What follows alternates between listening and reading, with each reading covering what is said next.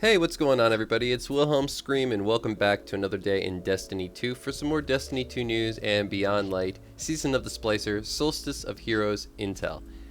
And this video is going to be a little bit different than the ones I normally bring you on this channel. This is actually something I've wanted to do for quite some time, but there is no better moment like the present as we have hit somewhat of a lull with Season of the Splicer. And though I normally want to talk about the things that I've been participating in Destiny 2, be it farms, cheeses, or glitches, as those are the things that interest me the most, there are certain moments where it's actually a little bit more intriguing to see what other people are doing. So in today's video, rather than show you a glitch that I've actually done, I'm going to be sharing with you some stuff that I've read on the Destiny 2 Reddit forums, which are a great place for information if you're looking for leaks, or maybe a glitch or a farm or two, or just general audience participation kind of things, the audience being the Destiny 2 community as a whole. And I'll be reviewing them. So these are just a few articles that stuck out to me, some stuff that I was interested in. Hopefully you find them as interesting as I do, as if you are here watching on my channel, you probably find the things that I am interested in as interesting as I do. And I've said interested enough. So let's just cue up these clips. But before we do, I just want to remind everybody, I'm still doing the giveaway on my YouTube channel at 50,000 subscribers. All you have to do to be entered into that giveaway is like this video, subscribe to the YouTube channel, turn on all the post notifications, that bell that's right next to the big red subscribe button, and follow me on Instagram or Twitter. They'll be linked in the description box down below, as well as links to everything that we discuss in this particular video. So all the channels, as well as videos and articles from Reddit or YouTube will be linked in the description.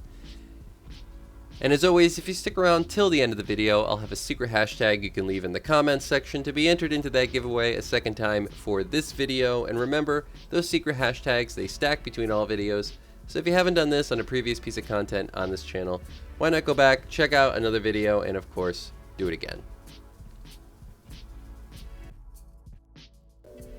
So the first clip that I want to discuss is contributed by Reddit user Tiki Gaming, and I think I've actually used this particular person's YouTube video before. I believe their YouTube tag is just Tiki. So big shout out to Tiki. The video that he has posted here will also be linked in the description box down below, and I suggest you check it out. But the title of this one is just a friendly reminder that you can stop overload champions from spawning on the Master Vault of Glass. So you can stop overload champions from spawning at the Spire encounter by leaving one Minotaur alive and constantly freezing it for the whole encounter. I think most people are not taking advantage of this. It's not exactly needed, but it can definitely make things easier for you and your teammates. Using a Bleak Watcher Stasis Warlock build would be a breeze for this cheese. I like the alliteration there at the end. Big shout out to Tiki or Tiki Gaming. I'm not sure exactly what they prefer to go as, but on Reddit at least it's Tiki Gaming. I had actually seen a video that he made previously about a way to actually use this exact same glitch for the, I believe it's the Gate Lord encounter, where you can actually freeze the Praetorian in the shell and then push them off the ledge. This is something I've seen used a couple of different times. I didn't know you could actually use it for the plates simply by leaving one alive. And of course, for the heroic version of Vault of Glass, this seems like it's even more of, or gives you more of an advantage because you get the champions in the master version and you don't in the normal version. So keeping the champions from spawning will definitely give most teams an advantage. So check out this video. Again, this will be linked in the description box down below. I'll put it next to their name. Maybe I'll find the actual video and their YouTube channel, and that'll be in the description box. Go take a look. Big shout out to them. The next clip is titled, "I could see while marked with the void as soon as I got detained." Now this does have a little clip that I will queue up, but I just wanted to read the description first. I remember seeing this posted, and I had it happen to me last night.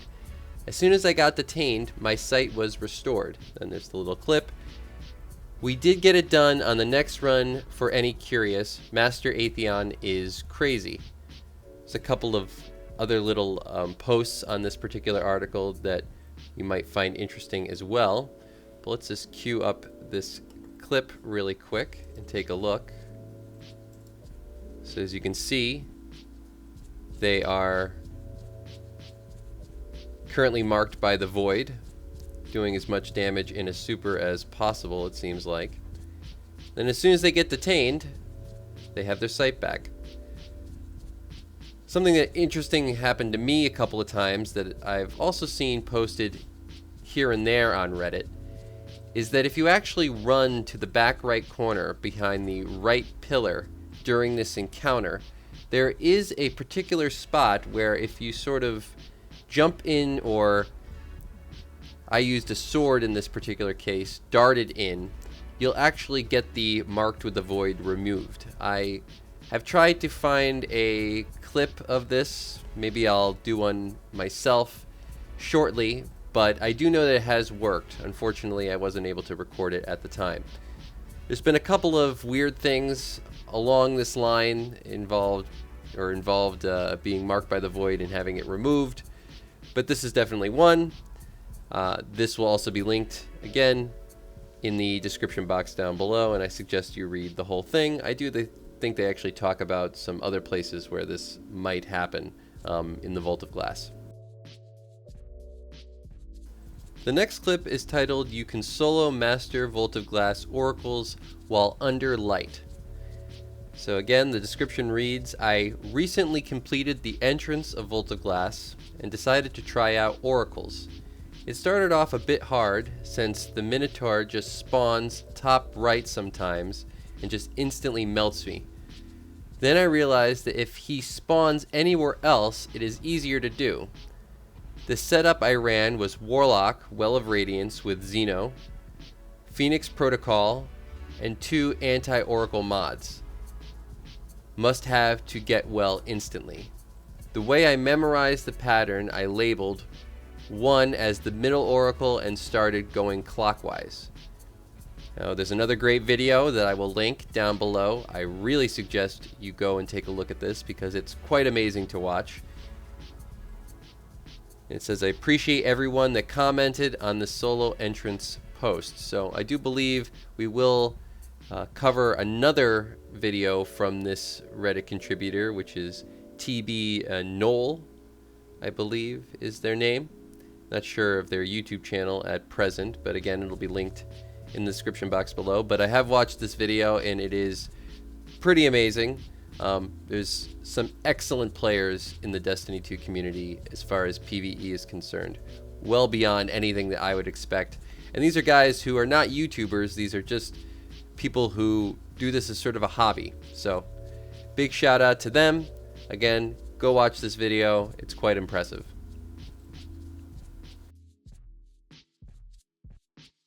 This next article has a much longer description, so just bear with me.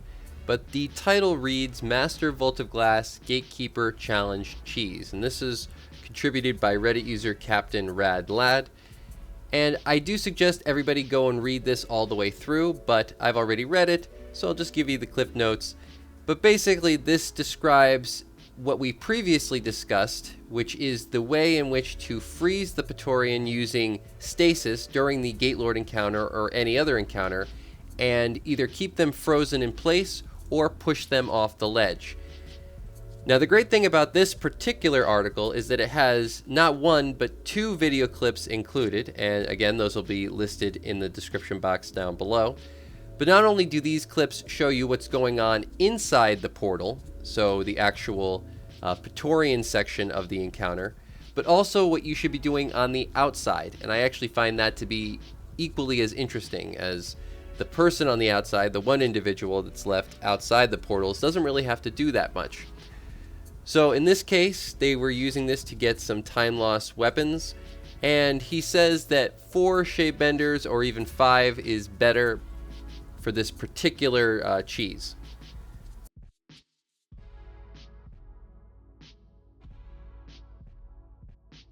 Our next article is from Reddit user Wither Fox, and the title reads, "Some Red War mission areas are still accessible through Out of Bounds."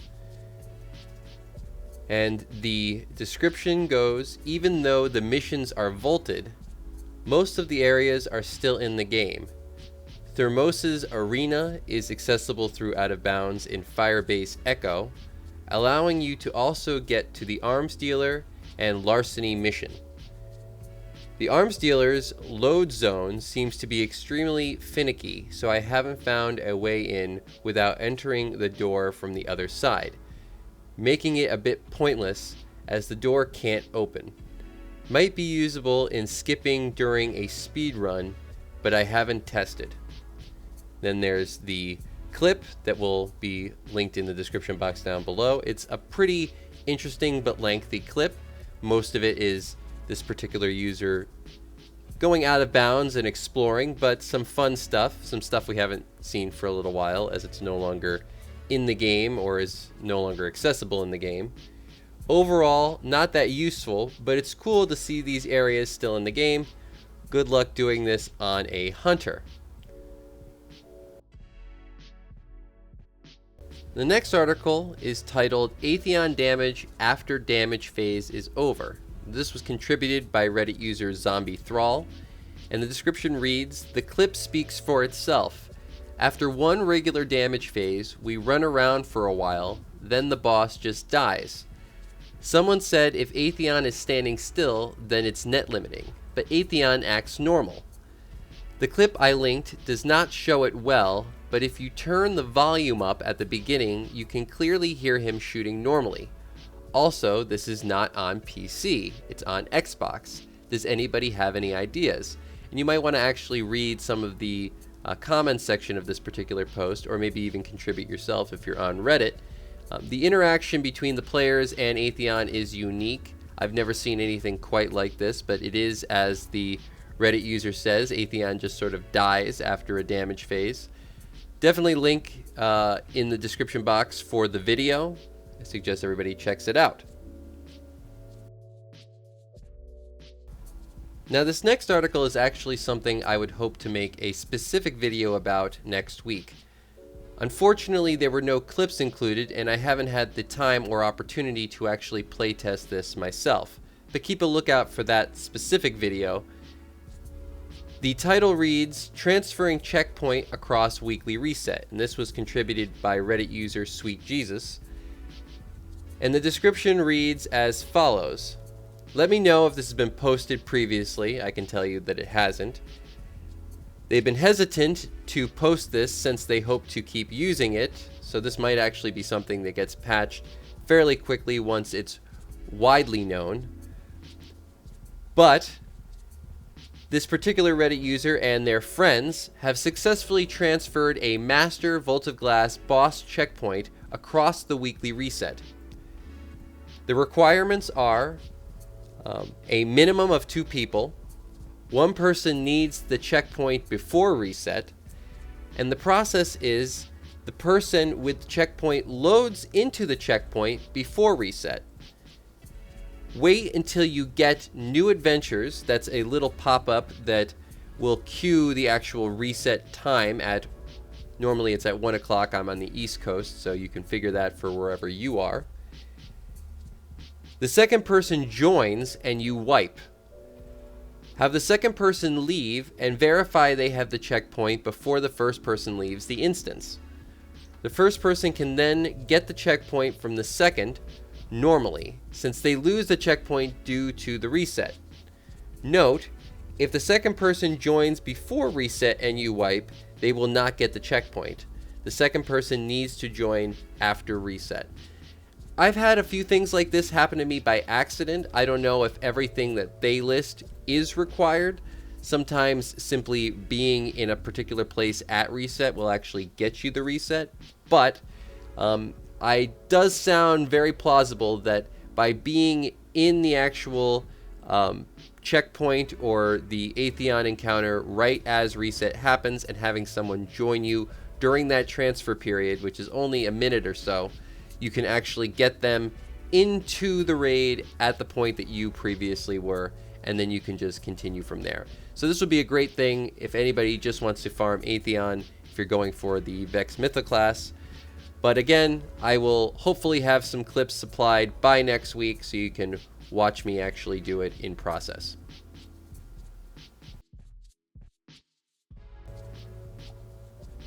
And the last article needs very little description. The title reads Solo Atheon Time Conflux, and I have taken the liberty of actually watching the clip that was included in this article that was contributed by Reddit user Vote for Shifu.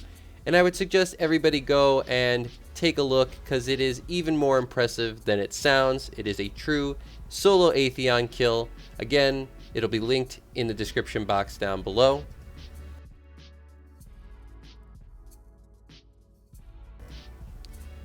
And that's going to be it for today's video. Hopefully you found this information informative, helpful, and somewhat fun. This is, again, something I'd like to do more on this channel moving forward.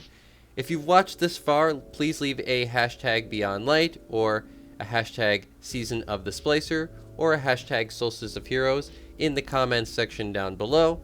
And as always, I am Wilhelm Scream. Of course, we will see you in the next video. Little!